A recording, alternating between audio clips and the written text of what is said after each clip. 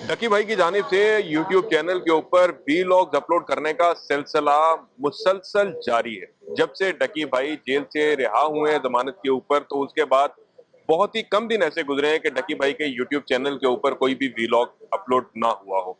अस्सलाम वालेकुम नाज़रीन, आपका मेजबान तलहा सिद्दीक कुरैशी एक बार फिर से आपकी खिदमत में हाजिर है। नाज़रीन, डकी भाई की जानिब से मुसलसल उनके यूट्यूब चैनल के ऊपर वीलॉग अपलोड किए जा रहे हैं। अदालत के अंदर कैटेगोरिकली जज साहब ने उन्हें कहा भी कि ये जो आप वीलॉग अपलोड कर रहे हैं ये कानून के मुताबिक नहीं है। आपका ये जो चैनल है इस वक्त केस प्रॉपर्टी है, इसके ऊपर आप कोई भी वीलॉग अपलोड नहीं कर सकते।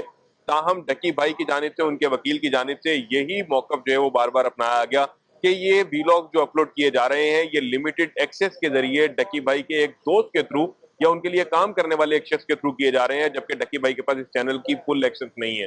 ताहम जो आखिरी समाअत का तहरीरी ऑर्डर सामने आया है उसमें जज साहब ने इन वीलॉग को अपलोड करने के बारे में एक बहुत ही अहम चीज जो है वो लिखी है।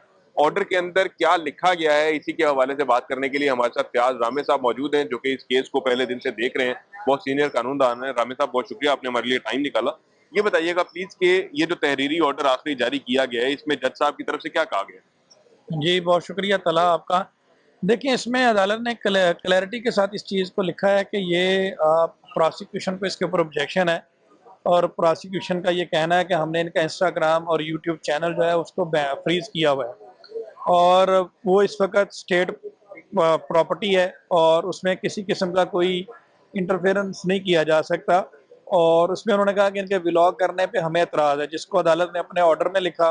इससे पहले आपने देखा कि ओरली अदालत कहती रही कि ये गैर कानूनी है और अब उन्होंने क्लैरिटी के साथ इस चीज़ को, जो ट्रायल कोर्ट में ऑर्डर चल रहा है इस वक्त फ्रेमिंग ऑफ चार्ज के हवाले से जो ट्रायल चल रहा है, उस ट्रायल में उन्होंने प्रीवियस डेट पे क्लैरिटी के साथ इस चीज़ को लिखा कि प्रोसिक्यूशन का ये एतराज़ है कि ये without any lawful authorization continuously vlog upload कर रहे हैं विच कॉन्स्टिट्यूट एन ऑफेंस, जो कि एक जुर्म बनता है, जो कि अनलॉफुल ऑथराइजेशन बनती है।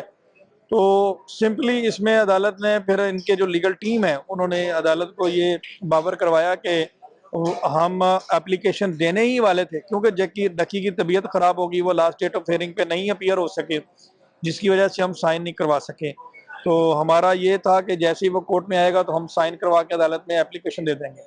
इस चीज़ को भी अदालत ने मेंशन किया अपने ऑर्डर में कि लीगल टीम ने हमें अश्योर करवाया है कि वो एक इसके लिए परमिशन लेने के लिए एप्लीकेशन देंगे और इसको एक लीगल तरीके से फिर इसको लेकर चलेंगे। रामे साहब, ये तो अभी एप्लीकेशन दी जाएगी।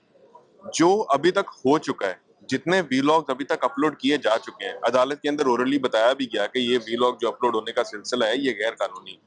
तो अभी तक जो वीलॉग अपलोड हो चुके हैं उसके ऊपर क्या कार्रवाई हो सकती है? और जी, इसमें देखिए, अभी दो चीज़ें हैं, दो इसमें कॉन्फ्लिक्ट आ रहा है। एक तो डक्की की जो लीगल टीम है उनका मौकफ ये है कि ये ओरिजिनल अकाउंट से नहीं, एडिटर अकाउंट से ये कहा जा रहा है। लेकिन अपलोड तो अल्टीमेटली मेन अकाउंट के ऊपर ही हो रहे हैं। जी, आपकी बात दुरुस्त है। अब अदालत का भी ये स्टांस है। डेफिनेटली ये अदालत के पास डिस्क्रिशन है, अथॉरिटी है, जो उन्होंने कहना होना तो वही है, वही कानून है, ठीक है।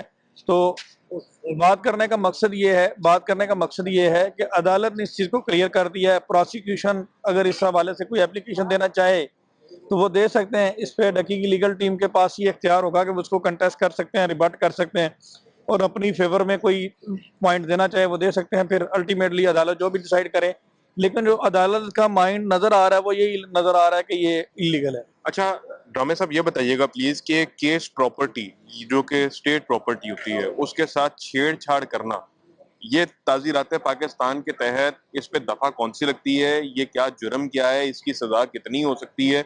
ये भी जरा हमारे नाज़रीन को बताइएगा कि अगर प्रोसिक्यूशन इस चीज को लेके चलती है तो क्या कार्रवाई डकी भाई के खिलाफ इस चीज पे हो सकती है? देखें, बेसिकली छेड़छाड़ तो उसको कंसीडर किया जाता है कि अगर आप वहां से कोई वीडियो डिलीट करते हैं, कोई एविडेंस टैंपर करते हैं, तो फिर तो वो आता है 201 में, शवाहिद मिटाने का, एविडेंस टैंपर करने का। अभी वो सिंपली व्लॉग मादर कोई इशू अभी वो सिंपल व्लॉग अपलोड कर रहे हैं। मेरा ख्याल इससे कोई प्रोसिक्यूशन का केस खराब नहीं हो रहा। हाँ, अगर कोई ऐसी एक्टिविटी करते हैं जिससे उनको लगे कि वो प्रोसिक्यूशन के जो एविडेंस है उसको टेम्पर कर रहे हैं, तो फिर 201 लग सकती है। उसकी वही सजा होती है जो मेन ऑफेंस की होती है। अच्छा, ये बताइएगा प्लीज कि जो जहां तक मेरा नॉलेज है, आप जाहिर बात है कि आपने वकालत पढ़ी हुई है, मैंने वकालत नहीं पढ़ी, लेकिन इन्हीं कोर्ट्स के जो है वो धक्के खाते खाते हमें ये समझ आई है कि ये जो इसके ऊपर दफा जो लगती है किसी भी केस प्रॉपर्टी के साथ छेड़छाड़ करने की, अगर मैं गलत नहीं हूँ मुझे दुरुस्त कीजिएगा, ये चोरी की दफात से कोई मुमासलत रखती है? नहीं, चोरी की नहीं, ये बेसिकली 406 पे हो सकती है, 409 हो सकती है क्रिमिनल ब्रीच ऑफ ट्रस्ट की, कि आपके पास एक चीज अमानत के तौर पर है, जैसे एडिटर आप उसमें इंटरफेयर कर रहे हैं, ठीक है, उस तरह की इसमें लग सकती हैं, या इसमें 201 लग सकती है कि आप एविडेंस टैंपर कर रहे हैं। मैं ये लफ्ज कहना नहीं चाह रहा था, लेकिन आपने मेरे मुंह से निकलवा दिया है, तो लेकिन उसके लिए प्रोसिक्यूशन को बहुत ज्यादा एफर्ट करनी होगी, ये उस तरह का केस नहीं है। जी, बहुत शुक्रिया फयाज अहमद साहब की जुबानी अभी आपने बड़ा तफसीली जाना कि जो डकी भाई की तरफ से जो वीलॉग्स जो अपलोड किए जाते रहे हैं, प्रोसिक्यूशन उसके ऊपर ये स्टांस जो है वो ले चुकी है, और अदालत के अंदर भी जो है वो इसके ऊपर जो है वो तहरीरी हुक्मनामा के अंदर कहा जा चुका है कि ये एक ऑफेंस है, और प्रोसिक्यूशन आगे इसको भी चैलेंज करने का प्लान जो है वो रखती है। जरा दोबारा रामे साहब से जो है वो ये जान लेते हैं कि रामे साहब ये बताइएगा, आखिरी चीज मैं आपसे ये पूछना चाहूंगा कि अभी जैसे डकी भाई जो हैं वो इतना अरसा जेल में रहे, अब अगर इनके ऊपर ये इस तरह का कोई भी ऑफेंस लगता है तो वो जो जमानत से पहले उनका जेल में गुजारा हुआ टाइम है, क्या वो उनकी मेन सजा के अंदर काउंट होगा या नहीं होगा? देखिए, वो तो कंसीडर होता है डेफिनेटली, जो पीरियड उन्होंने उसमें गुजारा है वो उसमें कंसीडर होता है, लेकिन अभी ये मुझे सजा का केस नहीं लग रहा, ये क्विटल का केस है। ये मैंने पहले भी बात की थी कि प्रोसिक्यूशन, देखें एक सीधी सी बात है, जिस इन्वेस्टिगेशन ऑफिसर ने ये सारे एविडेंस कलेक्ट किए हैं वो खुद ही बददियानत हो गया, मुलजम बन गया, और मुलजम की गवाही का स्टेटस क्या है? सबसे बड़ा सवाल यह है कि मुलजम की गवाही का क्या वैल्यू है? कानून मुलजम की गवाही को नहीं मानता। अब उन्हें बड़े कोरोबरेटिव पीस ऑफ एविडेंस देने होंगे, जो उसके साथ लिंक करने होंगे, अपने बयान को सच्चा साबित करने के लिए भी शहादतें देनी होंगी। अच्छा रहमान साहब, यानी कि जो आपने अभी ये बात की है ये बड़ी इंपॉर्टेंट बात है, जरा आम लोगों को ये समझाइएगा कि अब ये जो मुल्जमान बने हैं ये इस केस में मुल्जमान तो नहीं है, ये एक और केस में मुल्जमान है, तो क्या कानून हर किस्म के मुल्जिम की, चाहे वो किसी भी केस के अंदर मुल्जिम हो, उसकी गवाही के हवाले से जो है वो आंखों में पट्टी आ जाती है? देखें, उसको क्रेडिबल कंसीडर नहीं किया जाता। कानून शहादत ऑर्डर का जो सेक्शन आर्टिकल 3 है ना, वो ये कहता है तज़किया शहूद के गवाह पकीज़ा, और पकीज़ा से मुराद ये है कि उसका करैक्टर साफ होना चाहिए, ठीक, झूठी गवाहियां देने वाला ना हो, ठीक है, और झूठी गवाहियां देने वाला ना हो, पैसों के लिए जो है वो इस तरह का ना हो। अब ये उसी केस में ही मुल्जम है, अरूब जतोई इस केस में मुल्जम है, ठीक है, उसकी एप्लीकेशन पे ये मुल्जम बन गए, वो मुद्दई बन गई।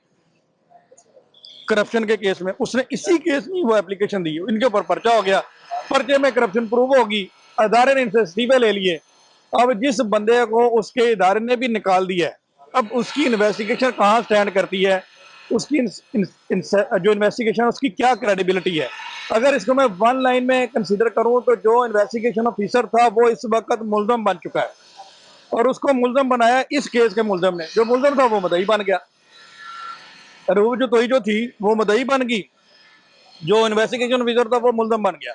तो अब ये जो चीज़ है ये इस केस को बड़ा बैडली हिट कर रही है प्रोसिक्यूशन के लिए, और ये सारी चीज़ें डग्गी की फेवर में जाते हैं। इसमें जब जिरा के ऊपर एक ही सवाल होना है कि आपसे इदारे ने इस्तीफा ले लिया है, ये इस्तीफा आपका इसलिए लिया है, इसीलिए लिया है ना कि आप उस नौकरी के अहल नहीं रहे, आपको जो अमानत के तौर पर ओहदा दिया गया था, आपने उसने खयानत की, आपने पैसे लिए, मनी एक्सटॉर्ट की, करप्शन प्रूव होगी, ठीक है।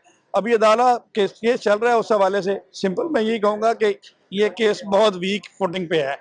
अब उनको इन्वेस्टिगेशन ऑफिसर को अपनी इन्वेस्टिगेशन सच्ची साबित करने के लिए भी शहादतें देनी होंगी कि अगर मैंने ये चीज़ की है तो उसके लिए मेरे पास ये एविडेंस है, फिर उसका बयान माना जा सकता है, अदरवाइज कोई उसकी वैल्यू नहीं है। जी, बहुत शुक्रिया जी। अभी फयाज रामे साहब की जुबानी आपने बड़ा तफसीलन जाना है कि डकी भाई की तरफ से अभी तक एप्लीकेशन जो है वो अदालत के अंदर वीलॉग्स अपलोड करने के लिए मूव नहीं की गई है।